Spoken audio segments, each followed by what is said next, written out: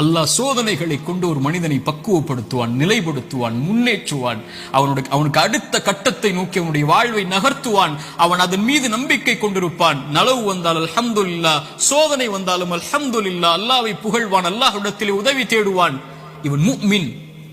ஆனால் பாவி, இறைவன் சோதனையை கொடுத்தால் அல்லாஹ்வை விட்டு விலகுவான், சோதனையை கொடுத்தால் பாவங்களை நோக்கி செல்லுவான், சோதனையை கொடுத்தால் இறைவனை மறந்து விடுவான். அது நலவின் சோதனையாக இருந்தாலும் பாவத்தின் சோதனையாக இருந்தாலும். இந்த குர்ஆனின் எச்சரிக்கை மிக்க இந்த வசனத்தை கேளுங்கள்.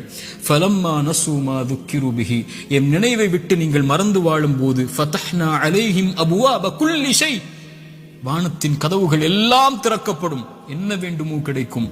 ஹத்தா இதா ஃபரிஹு மா ஊது, அல்லாஹ் கொடுத்ததை கொண்டு அவர்கள் நிம்மதியோடு வாழ்ந்து கொண்டிருக்கும் போது அது சோதனை என்று அறியாத அந்த பாவிகளுக்கு அகத்னாஹும் பக்ததன்,